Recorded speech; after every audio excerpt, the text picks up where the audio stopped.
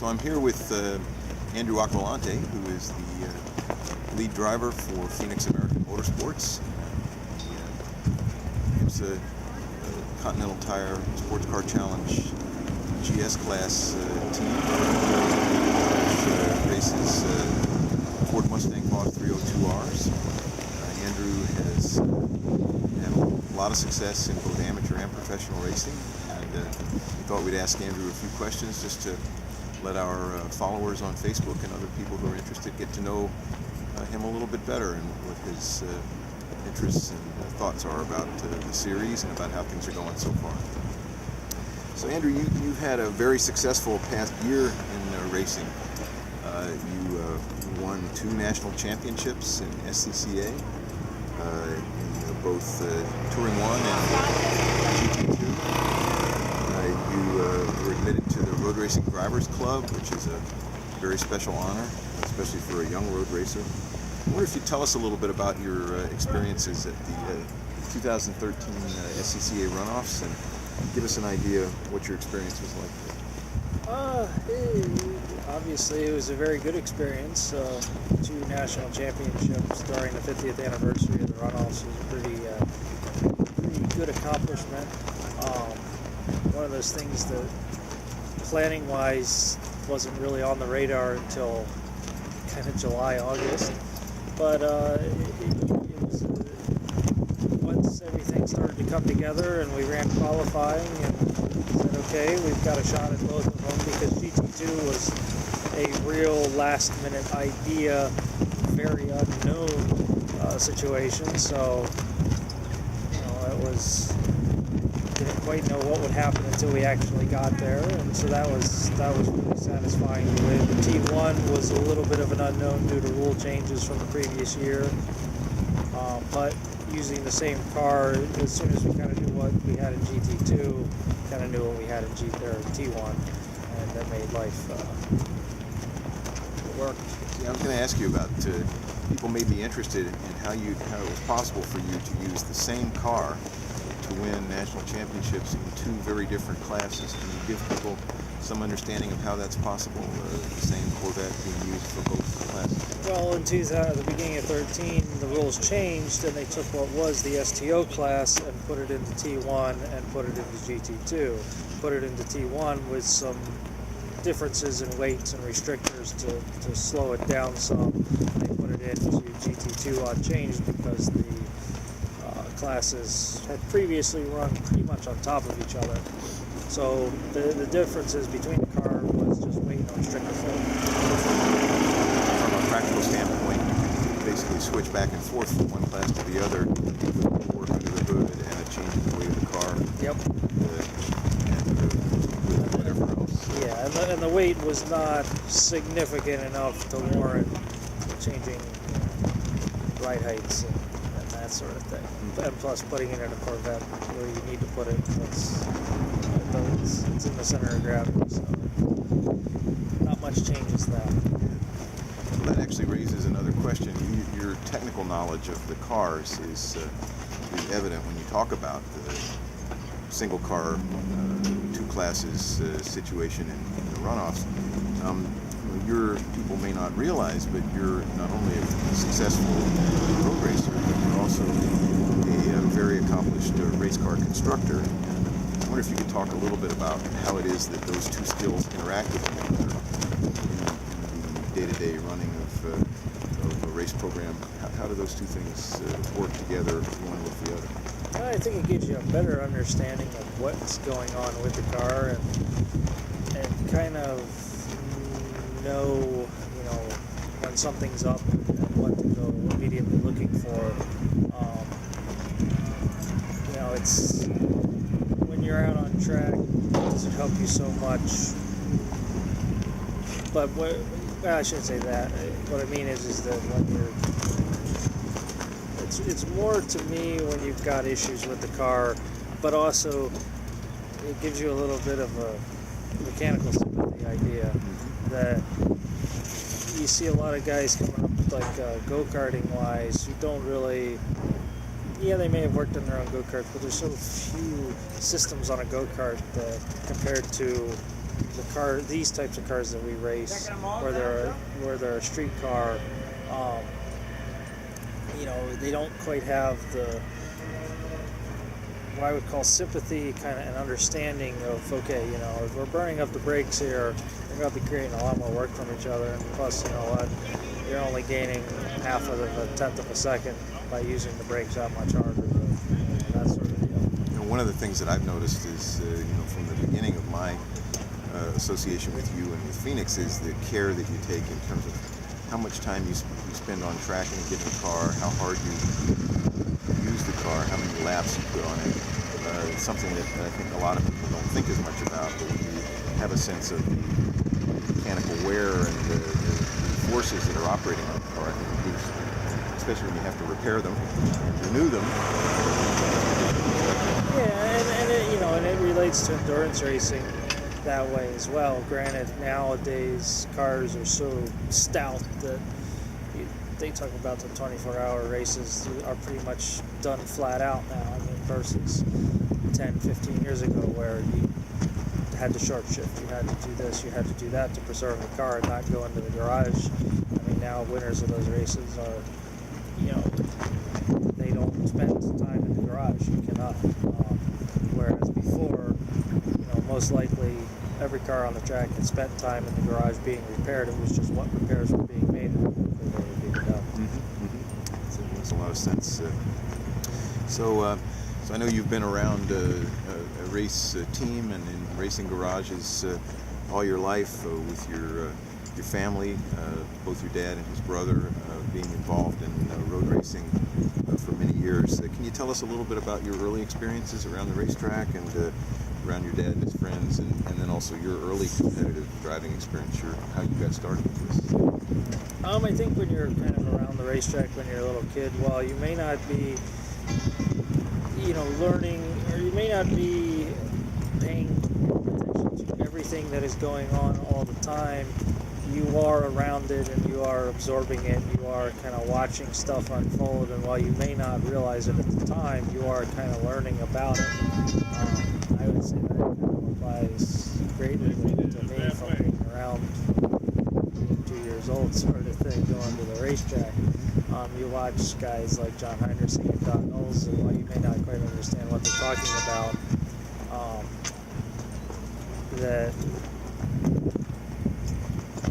you absorb it and that sort of thing. So then once you do get out on the track, you kind of go, okay, that's what they were talking about, and you kind of already have it ingrained in your mind, and I don't want to say know what to do, but you kind of primed to understand it. When you encounter it, you're primed to understand it more clearly, more quickly than you otherwise would do. Yep. You also had some pretty good role models as drivers in your own experience with your dad, John Henderson, Don Knowles, and other people around. And there's so much more than just going fast out on track. I mean, there's racing is a combination of going fast and racecraft. But, it's like playing chess in a fighter plane sort of thing. Because you're going fast, but you're also having to move the pieces around the board and figure out where everything's going to end up at the same time. And racecraft, and a lot of people doing track day events don't quite get that, and have it's a little bit of a shell shock for them sometimes when they go, well, I wasn't fast, but somehow I just went flying off the road from a guy that was a second and a half slower than me, and he won the race, and what did I do wrong? You were up, you were looking in the mirrors, and you can't do that all the time. You got to be absorbing what you have to absorb all the factors, not just around the track. I guess there's a temptation when you're out there to sort of pass what's in front of you and not think so much about the next step or how that's going to work out. It's sort of like the difference. It's the metaphor of playing checkers versus playing chess. You got to play chess. You got to be looking several steps ahead. Yeah. Well, I know you've been involved around the team, and then more recently involved very directly with the Continental Tire Sports Car Challenge series. You've you've driven in the ST cars in that series and also in the GS cars. Talk a little bit about the GS class in the Continental Tire and what's special about those drivers and about those cars. What makes it appealing to drive? The whole Continental Tire Challenge is appealing because you're racing mildly modified street cars. I mean, the cars look as they came off the showroom. There's not any major aero upgrades that's allowed. You're not allowed to be changing bodywork and putting wide fenders on. You know, underneath the skin, while they are a race car underneath sort of thing, you're still dealing with a stock chassis. The suspension points are not moved. While the pieces bolted to the car, in some cases are reinforced or made for adjustability. Again, it's one of those things where you could unbolt everything off of the chassis, cut the roll cage out of it, and make it street legal again. You know, it's not something that is so far gone like a GT car or a tube frame car. Obviously, never been a street car. You know, they are. You put one next to its street counterpart without any stickers on it, and you're gonna go, what's the difference, sort of thing. You know, there's subtleties, but not too much. How about the drivers and the mix of people who are involved in the series compared to some of the other driving experiences that you've had? Can you talk a little bit about that? You know, the drivers are all very good. I mean, there's a lot of guys who are either coming up through the ranks or are kind of old hand pros sort of thing that have been running for years and years and years. And that is what also is good about it, is that it attracts the high level talent. You know, you've got guys like Bill Auberlin, Terry Barcheller, Andy Lally, who have been racing, you know, throughout the ranks for a certain amount of years, and they've done a lot of stuff. They've won championships in the higher GT events and that sort of thing. And it's good to kind of compare yourself to them and that sort of thing. It gives you a benchmark. It gives you a sense of your own developing driving skills. And probably, on your way up, you now know where you are in terms of your driving. So Continental Tire Sports Car Challenge includes both the GS cars that you drive and we drive and the ST cars. They're on the track together, they're racing together, but they're very different cars in many ways. Talk a little bit about the similarities and differences, what's unique about the two different classes that they race with. So the GS cars, you've got the Mustangs, the Camaros, the Porsche 911 kind of base car, the BMW M3s, that sort of stuff. And then in the ST class, you've got Honda Civics, BMW 1 Series, BMW 3 Series, Miatas, Hyundai Genesises,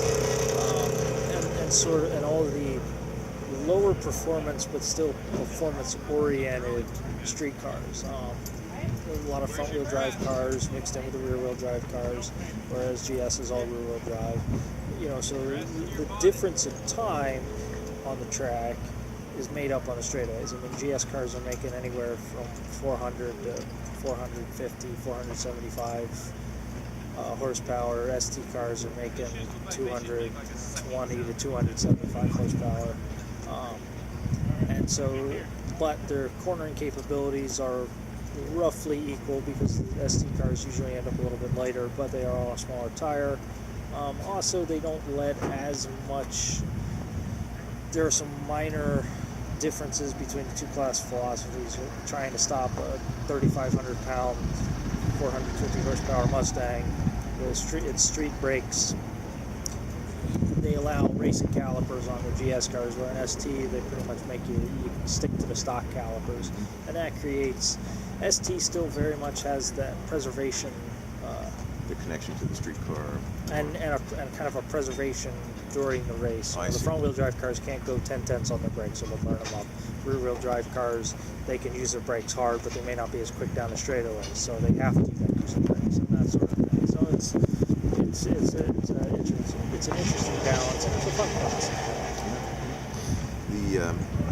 As far as people might be interested in what the differences are between the street-looking cars in Continental Tire and the street-looking cars in the Tudor Rolex series that runs under IMSA at the same weekends for the most part that we run. Can you talk a little bit about the difference between the GT cars that run in the Tudor series? Understand the difference between those. What makes a GS car different from a GT car? Why aren't they running together? They look similar. Why don't they run together? Well, the GT cars did start life and are based off of street cars. The differences are so, I mean, you're dealing with a ton of technology, a ton of factory input when you're talking the GTLM class. You've got aerodynamics, you've got enhanced electronics, you've got moved pickup points within reason, you've got bodywork that's flared out to the moon, 2 inches or 3 inches on each side is how much they're allowed to flare the bodywork and make changes subsequent to that. I mean, there's so much, while they do look similar, it's a pure race car that is...